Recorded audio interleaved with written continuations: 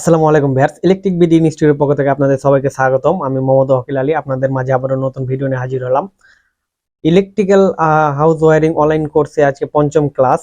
আজকে আপনাদেরকে দেখাবো সাব ডিস্ট্রিবিউশন বোর্ড সহ মেন সুইচ ওয়্যারিং করণ ও সোলার ওয়্যারিং করণ কিভাবে করতে হয়, এগুলো আপনাদেরকে আমি স্টেপ বাই স্টেপ দেখিয়ে দেবো খুব সুন্দরভাবে এবং সহজভাবে। সাব ডিস্ট্রিবিউশন বোর্ড সহ মেন সুইচ ওয়্যারিং করণ। সাব ডিস্ট্রিবিউশন বোর্ড সহ কিভাবে ওয়্যারিং করতে হয় আপনারা দেখুন খুব সহজে। এখানে আপনাদের আমি একটা চিত্রের মাধ্যমে তুলে ধরেছি, খুব সহজভাবে আপনাদেরকে এটা আমি বুঝিয়ে দেবো।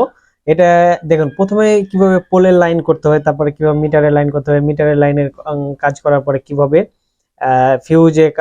ফিউজ যেটা কারোট বলে থাকি সেটা কারোট থেকে কিভাবে সার্কিট ব্রেকারে লাইন নিয়ে যাওয়ার পরে কিভাবে বোর্ডে সুইচ বোর্ডে লাইন নিয়ে যেতে হবে, স্টেপ বাই স্টেপ এটা আমি আপনাদেরকে খুব সুন্দরভাবে বুঝিয়ে দিব। এই একটি মাত্র আপনারা যদি ভিডিও দেখেন আপনারা খুব সহজভাবেই বুঝতে পারবেন। তো দেখুন, আমি প্রথম থেকে যেটা আমি প্রথমে শুরু করেছি, দেখুন এটা হলো পোলের লাইন, যেটা আমরা মাথার উপর যেটা দেখতে পাই। আমাদের যেটা পোলের লাইন দেওয়া আছে, যেটা 3 ফেজ লাইন, যেটা 3টা ফেজ একটা নিউট্রাল দেওয়া থাকে, যেটা বাসাবাড়ির জন্য আমরা সেটা সেখান থেকে আমাদের একটা নিউট্রাল আর একটা ফেজ নিয়ে আসতে হবে। তো আমরা এটা একটা নিউট্রাল, এটা একটা নিউট্রাল আর এটা একটা ফেজ, কিভাবে এটা মিটার ওয়্যারিং করতে হবে। দেখুন, এখানে প্রথমে আমাদেরকে এখানে নিউট্রাল কানেকশন করতে হবে, তারপরে আমাদের একটা ফেজ কানেকশন করতে হবে, তারপরে ফেজ আবার তারপরে আবার ফেজটা আমাদের কানেকশন করতে হবে, যেটা আমরা লাইন বলে থাকছি সেটা। তার এখানে আমাদের নিউট্রালটা নিয়ে যেতে হবে। তো নিউট্রালটা আমরা সরাসরি নিয়ে চলে গেছি সার্কিট ব্রেকারে, যেটা ডিবি ডিবি যেটা ডাবল পোল, যেটা সার্কিট ব্রেকার বলছি, ডাবল সার্কিট ব্রেকার। আর যেটা নিউট্রাল সেটা যেটা ফেজ লাইন, এটা একটা কাট আউটের মাধ্যমে, যেটা আমরা বাংলা ভাষা বুঝে থাকি যেটা কাট আউট, এটা হলো আসল নাম হলো কিটক্যাট ফিউজ। তো এখানে আমাদের বিএনবিসি গাইডলাইন অনুযায়ী এখানে আমাদেরকে মিটারের পরে একটাই মাত্র আমাদেরকে কিটক্যাট সার্কিট কিটক্যাট ফিউজ ব্যবহার করতে হবে। তো আমরা অনেকে এটা করে থাকি যে এখানে আমরা আরেকটা নিউট্রালের কিটক্যাট ফিউজ দিয়ে রাখি, তবে এটা কখনো করা যাবে না।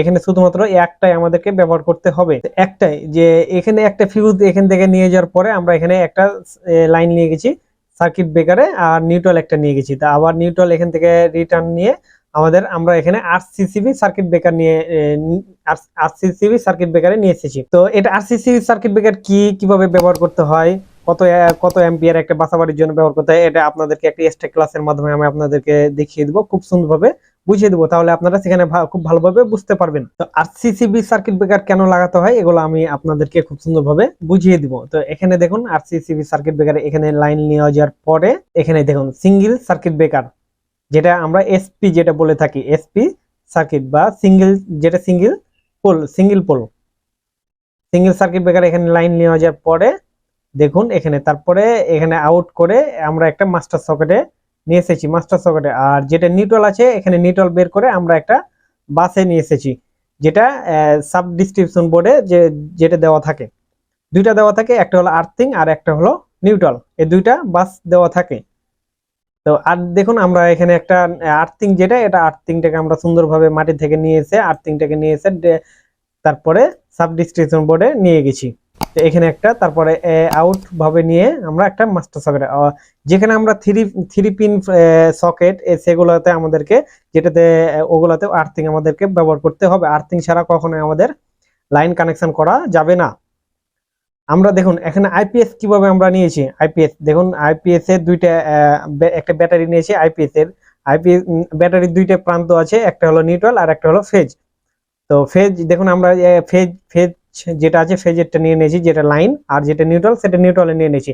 আমাদের লাইনে কখন মানে নিউট্রাল দেওয়ার দরকার নেই, কারণ আমাদের নিউট্রাল অলরেডি দেওয়াই আছে। এখান থেকে এক্সট্রা ভাবে নিউট্রাল নিয়ে যাওয়ার কোনো প্রয়োজন নেই, শুধুমাত্র আমাদের আইপিএস এর যেটা ফেজ আছে সেটাই আমাদের নিয়ে গেলেই হবে। তো আইপিএস এর যে একটা ফেজ আছে এখান থেকে নিয়ে আমরা যে একটা সার্কিট ব্রেকার, আমরা এখানে অবশ্যই আমাদের সার্কিট ব্রেকার ব্যবহার করতে হবে আইপিএস এর ক্ষেত্রে।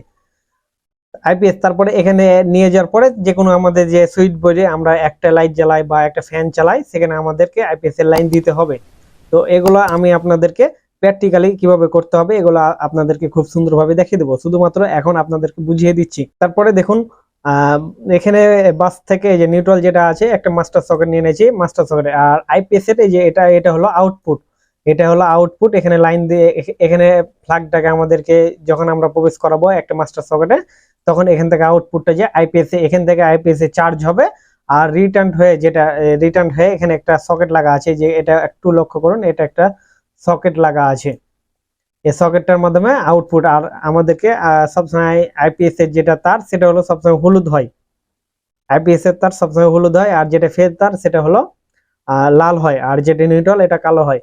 আমরা সবসময় কালার গ্রেডিং ভাবে কাজ করব, তাহলে আমরা খুব সহজে বুঝতে পারবো। এবং আপনি যখন কাজ করবেন, কালার মিলিয়ে যখন কাজ করবেন, তখন যখন একটি বিল্ডিং এ যখন আপনি কাজ করবেন, যখন না যেতে পারবেন, তখন আপনার পরিবর্তে অন্য কেউ মিস্ত্রি যদি সেখানে কাজে যায়, সেক্ষেত্রে সে খুব সহজে বুঝতে পারবে যে এটা কোন তার এবং কেন ব্যবহার করা হয়েছে, তাহলে তাড়াতাড়ি সে কাজ করতে পারবে। তো এখানে দেখুন আমরা মিটার, এই যে মিটার নেওয়া যাওয়ার পরে এখানে আমরা একটা সুইচ বোর্ড ব্যবহার করেছি একটা রুমের জন্য। একটি রুমের জন্য আপনারা যদি ব্যবহার করতে পারেন, বাকি রুমগুলোতে সেম একইভাবে ব্যবহার করতে হবে। তো এখানে আপনারা একটু লক্ষ্য করুন, দেখুন আপনারা একটু মনোযোগ সহকারে আপনাদের যে প্রথম কার্ডটা যেটা আমি বুঝেছি এটা দেখুন, এটার পরে সেম এটার জন্য খালি এটা বাকিগুলা সার্কিট ব্রেকার থেকে আমাদেরকে কিভাবে রুমে লাইন নিয়ে যেতে হবে।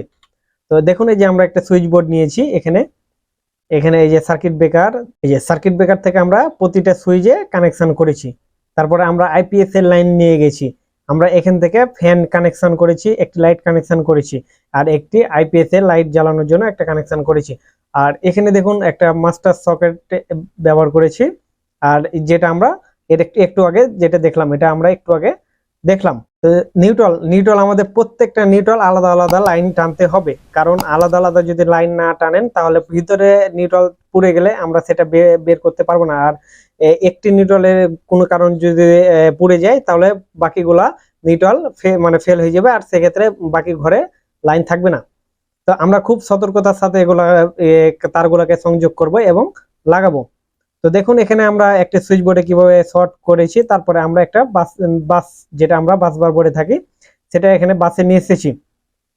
তো এখানে প্রত্যেকটা আলাদা আলাদা আলাদা নিউট্রাল টানতে হবে। আর আমরা যদি মানে একসাথেই সংযোগ করে দিই, সেক্ষেত্রে আমাদের নিউট্রাল তারটাকে একটু মোটা করতে হবে, কারণ মোটা না করলে সেক্ষেত্রে লুজ কানেকশন দিতে পারে বা লাইন আপ ডাউন করতে পারে, অনেক বিভিন্ন কারণ হতে পারে। তো আমরা সব থেকে যেটা বেশি ভালো হবে সেটা আলাদা আলাদা লাইন টানাই সব থেকে বেশি বেটার হবে। তো দেখুন আর্থিং এর ক্ষেত্রেও সেম, মাস্টার সকেটে যখন আমরা লাগাবো, মাস্টার সকেটের ক্ষেত্রে আর্থিং আলাদা আলাদা করে টানতে হবে। মাস্টার সকেটের ক্ষেত্রেও আপনার নিউট্রাল আলাদা আলাদা টানতে হবে, আর মাস্টার সকেটের ক্ষেত্রে আমাদের সার্কিট ব্রেকার আলাদা ব্যবহার করতে হবে। এখানে আপনারা একটু লক্ষ্য করুন, আমরা যে এখানে একটা মাস্টার সকেট যেটা ব্যবহার করেছি, এটা যে ফেজ তার যেটা আছে, ফেজ তারের জন্য আমরা একটা সার্কিট ব্রেকার সিঙ্গেল পোল যেটা সার্কিট ব্রেকার, আমরা সেটা একটা সার্কিট ব্রেকার ব্যবহার করেছি। তো এখানে আপনারা একটু লক্ষ্য করুন, তাহলে ভালোভাবে বুঝতে পারবেন। আপনারা দেখুন 1 নম্বর যেটা, প্রতিটি সাব সার্কিটে লোড 800 ওয়াটের বেশি হতে পারবে না এবং প্রতিটিতে 10টির বেশি পয়েন্ট থাকতে পারবে না। আপনারা একটু ভালোভাবে লক্ষ্য করুন এবং বুঝার চেষ্টা করুন আমি কি বলতে চাচ্ছি। প্রতিটি সাব সার্কিটের লোড 800 ওয়াটের বেশি হতে পারবে না। 800 ওয়াট বলতে কোনটাকে বুঝাতে চাইছে, একটি রুমে বা একটি সার্কিটের ক্ষেত্রে আপনি একটি সার্কিটের জন্য 800 ওয়াটের বেশি ব্যবহার করতে পারবেন না। এই যে একটি সার্কিট ব্রেকারে যে আমরা এখানে সুইচ তারপরে ফ্যান তারপরে লাইট যেগুলো চালাচ্ছি, এতে 800 ওয়াটের বেশি হতে পারবে না, এর কম থাকতে হবে, তাহলে একটি সার্কিট ভালোভাবে কাজ করবে। তো এখানে আমরা দেখুন এখানে কয়টা, এখানে আমাদের 4টা পয়েন্ট আছে, একটা লাইট, একটা ফ্যান, একটা সকেট আর একটা ইন্ডিকেটর, আর বাকি যেটা আরেকটা আছে ওটা হলো আইপিএস এর, সেক্ষেত্রে ওটা আলাদা, আইপিএস এর লোড আলাদা। আর যেটা কারেন্ট, এখানে আমাদের 4টা পয়েন্ট আছে, চারটিতে আমাদের 800 ওয়াটের বেশি যেন লোড না হয়, আমাদের একটু লক্ষ্য করতে হবে। 2 নম্বর, হিটার, ইস্ত্রি ইত্যাদি পাওয়ার লোডের জন্য আলাদা সাব সার্কিট ব্যবহার করতে হবে। পাওয়ার সাব সার্কিট এর লোড 3000 ওয়াটের মধ্যে সীমাবদ্ধ থাকবে এবং এতে 2টির বেশি সকেট আউটলেট থাকতে পারবে না। তো এটাকে কোনটা বোঝানো হয়েছে, এটা যেটা আমরা বাংলা ভাষায় যেটা বলি মাস্টার সকেট যেটা আমরা ব্যবহার করে থাকি সেটাই, যেখানে আমরা যেমন আমরা হিটার চালাই যেমন আমরা ওভেন চালাই, এগুলো যত লোড আছে, যেমন আমরা যে একটা মেশিন চালাই, এই মেশিন গুলো 3000, যেমন দুইটা দুইটা সকেটের জন্য, যেমন ওভেন বা যে কোনো ক্যালেন্ডার মেশিন বা ড্রিল মেশিন বা বড় আরো হিলটি মেশিন আছে, সেগুলো আমরা 3000 ওয়াটের যেন বেশি না হয়, কারণ 3000 ওয়াটের বেশির লোড নিতে পারবে না। যখনই 3000 ওপরে লোড হবে তখনই সেই মাস্টার সকেটটা পুড়ে যাওয়ার সম্ভাবনা থাকবে। তো প্রত্যেকটা দুইটি মাস্টার সকেটের জন্য আমাদের একটি করে সার্কিট ব্রেকার ব্যবহার করতে হবে, যেন 3000 ওয়াটের ওপরে যেন না লোড হয়। আর যদি 3000 ওপরে লোড হয় তাহলে সেটা নষ্ট হয়ে যাওয়ার সম্ভাবনা থাকবে। এই কারণে আমরা অনেক সময় দেখি যে একটি মাস্টার সকেট পুড়ে গেছে বা নষ্ট হয়ে গেছে বা ইত্যাদি ইত্যাদি অনেক কারণ হতে পারে। এই জন্য আমাদের একটু মাথায় রাখতে হবে, আর হিসাব নিকাশ করে আমাদের যে কোনো জিনিস সার্কিট ব্রেকার ব্যবহার করতে হবে। কোথায় কত ওয়াট ব্যবহার করতে, মানে কত ওয়াট ব্যবহার করতে হবে, কত অ্যাম্পিয়ারের সার্কিট ব্রেকার লাগাতে হবে, এগুলো আমাদেরকে ক্যালকুলেশন করে বের করতে হবে আর অ্যাকুরেট ভাবে মাপ করে আমাদেরকে লাগাতে হবে, যেন সঠিকভাবে কাজ করে। কারণ সঠিকভাবে ইলেকট্রিক্যাল কাজ করতে হলে আমাদের সঠিকভাবে নিয়ম মেনে কাজ করতে হবে। অনিয়ম মেনে কাজ করলে সেটা বেশি দিন লাস্টিং করবে না, তো খুব তাড়াতাড়ি নষ্ট হবে। আর বারবার আপনার মানে ইলেকট্রিশিয়ানদেরকে বারবার ফোন দিবে, আর তখন আপনাদের নামে একটা দুর্নাম হতে পারে। তো অবশ্যই আমাদের একটু মাথায় লক্ষ্য রাখতে হবে, আমরা যে কোনো কোম্পানির ভালো কোম্পানির আমাদেরকে লাগাতে হবে এবং ভালো মানেরটা লাগাতে হবে, তাহলে যেটা যেন টিকসই হয় আর অনেক দিন টিকে, তাহলে আপনার অনেক নাম হবে এবং আপনি অনেক বেশি বেশি করে কাজ পাবেন এবং কাজ করতে পারবেন। তো ভিউয়ার্স, আমার ভিডিওটি কেমন লাগলো অবশ্যই কমেন্টের মাধ্যমে জানাবেন। যদি কোনো জায়গাতে বুঝতে না পারেন তাও অবশ্যই কমেন্টে করে জানাবেন, বা আমার নিজের ডিসক্রিপশন বক্সে লিংক দেওয়া থাকবে, আমার ফেসবুক পেজের বা আমার নাম্বার দেওয়া থাকবে, আপনারা সেখানে আমাকে কল করে জানতে পারবেন এবং আপনাদের কোনো জায়গাতে বুঝতে অসুবিধা হলে। তো ভিডিওটি আমার এখানে আমি শেষ করছি। আল্লাহ হাফেজ।